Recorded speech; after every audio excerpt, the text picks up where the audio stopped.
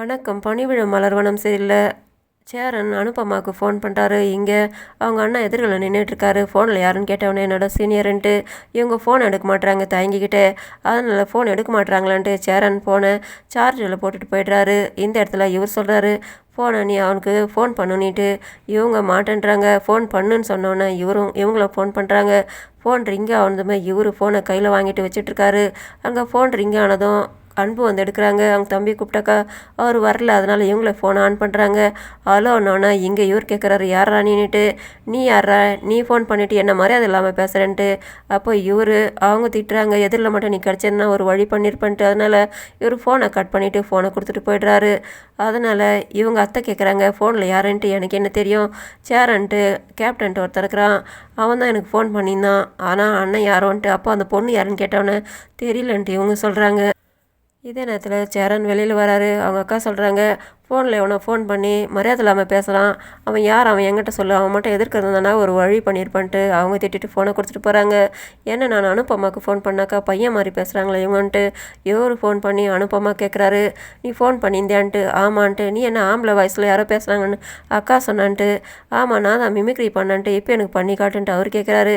இப்போ எனக்கு பண்ணுறதுக்கு மூடு இல்லை, அதனால் வேறு ஒரு நேரத்தில் பண்ணி காட்டுறேன், நீங்கள் எதுக்காக எனக்கு ஃபோன் பண்ணீங்கன்னு கேட்கும்போது நான் உங்கள்கிட்ட நோட் புக்கு தரல, அது முதல் 2 பேஜை விட்டுட்டு மற்றதெல்லாம் எழுது, நீ இப்போ நைட்டே உட்காந்து எழுதிட்டு காலைல எடுத்து வந்து கொடுக்கணும், அதை நான் அங்கே காலேஜில் ஒப்படைக்கணுன்ட்டு இவர் சொல்கிறாரு. அவங்க வேறு வழி இல்லாமல் எழுதிக்கிட்டு இருக்காங்க. அந்த நேரத்தில் கரண்ட்டு போயிடுது. அவங்க அத்தைக்கு குரலை கொடுக்குறாங்க, எமர்ஜென்சி லைட் எடுத்துகிட்டு வாங்க அத்தன்ட்டு. அவங்கள எடுத்துகிட்டு வராங்க. அதுக்குள்ளார வெளியில் வந்து பார்த்தாக்கா அங்கே லைட் வச்சுட்டு, நான் கேட்கறதுக்கு முன்னாடி லைட் எடுத்துகிட்டு வந்து வச்சுருக்கீங்களான்ட்டு அவங்க எடுத்துகிட்டு உள்ளே போய்ட்றாங்க. இவங்க ஷாக் ஆகிறாங்க.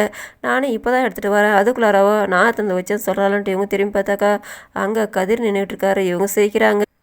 பொழுது விடிஞ்சு மீட்டிங் இருக்குதுன்னுட்டு அன்பு அவசரமாக கிளம்புறாங்க. அவங்க அப்பா சொல்கிறாரு, நீ சாமி கும்பிட்டுட்டு கிளம்பான்ட்டு. அவங்கள வந்து சாமி கும்பிட்டுட்டு அவங்க அம்மா கிட்ட வந்து கும்பிட்றாங்க. சரிம்மா நீ எப்படி போக போகிறேன்னு சொன்னோன்னே, மீட்டிங்ப்பா அர்ஜென்ட்டு, நான் தம்பி கூட போகிறேன்ட்டு அவங்களும் வெளியில் வராங்க. அந்த நேரமாக பார்த்து கணேஷ் வந்து நிற்கிறாரு. அப்போ இவர் சேரன் முகத்தை பார்த்துட்டு, இன்றைக்கி ஒரு நாள் நான் அவளை கூட்டிகிட்டு போகிறேன்னு சொன்னோன்னே அவரும் வண்டி ரிப்பேருக்கா, இது என்னன்னு தெரியல, ஸ்டார்ட் ஆக மாட்டேங்குது, மாமா தான் வந்திருக்காருல்ல, மாமா கூட போன்ட்டு. அந்த நேரத்தில் அவங்க அப்பா வெளியில் வந்துடுறாரு. சரிம்மா வண்டி ஓட மாட்டேங்குதுன்னா நீ கணேஷ் கூட கிளம்பிடுமா, இவன் நான் வண்டியை ஓட்டுறான், இவனா ரேஸுக்கு போகிற மாதிரி ஓட்டிகிட்டு போகிறேன், அப்படியே ஓட்டினா வண்டி அப்படி உருப்படியாக இருக்குன்ட்டு நீ அவன் கூட போமான்ட்டு இவர் சொல்லிட்டு உள்ளே போய்ட்றாரு. அதுக்கப்புறமா இவங்க வந்துட்டு கணேஷோட வண்டியில் உட்காந்துட்டு அவங்கேயும் வண்டி ஸ்டார்ட் ஆகலான்ட்டு ட்ரை பண்ணிக்கிட்டு இருக்காரு. இவங்க பார்த்து திட்டுறாங்க, என்னடா ரொம்ப நாடகம் பண்ணிக்கிட்டு இருக்காரா, எல்லாம் நீங்கள் பண்ணதெல்லாம் எனக்கும் தெரியும், எடுத்துகிட்டு கிளம்புடான்ட்டு அவங்க சொல்லிட்டு போனோன்னு இவர் சிரிச்சிக்கிறாரு. இவங்க வந்துட்டு இருக்கும்போது, என்னோடய ஸ்கூல் வந்துருச்சு, இங்கே விடாமல் எங்கே நீங்கள் போயிட்டே இருக்கீங்க, மீட்டிங் இருக்குதுன்னுட்டு. அப்போ அவர் ஒரு பேப்பர் எடுத்து கொடுக்குறாரு. நான் ஹெச்எம் கிட்ட பர்மிஷன் வாங்கிட்டு தான் அவனை கூட்டிகிட்டு போகிறேன்ட்டு.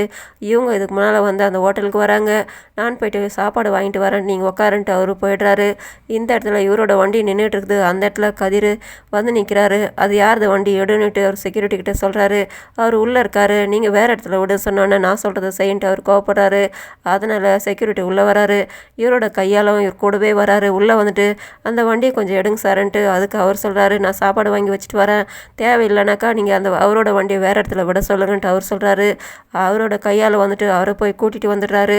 வந்து எதிரில் நிற்கிறாரு. அப்போ என்ன நான் வண்டி எடுத்து தூரம் விடுறேன் சொன்னாக்கா வேறு இடத்துல விடுத்து விடமாட்டியான்ட்டு ரொம்ப திமிராக பேசுகிறேன்ட்டு அவர் வந்து கையில் வச்சுட்ற சாப்பாடை தட்டி விட்டுடுறாரு. இதை பார்த்து இங்கே இருக்கிறவங்க பார்த்து எல்லாருமே ஷாக் ஆகுறாங்க.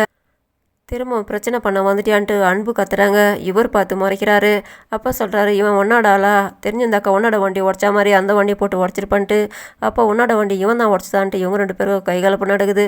ப்ரோமோவில் இவங்க 2 பேருமே சண்டை போட்டுக்கிறாங்க. அதை பார்த்து அன்பு ஷாக் ஆகுறாங்க. சண்டை போடாதீங்கன்ட்டு அவங்க விலக்கி விட பார்க்குறாங்க.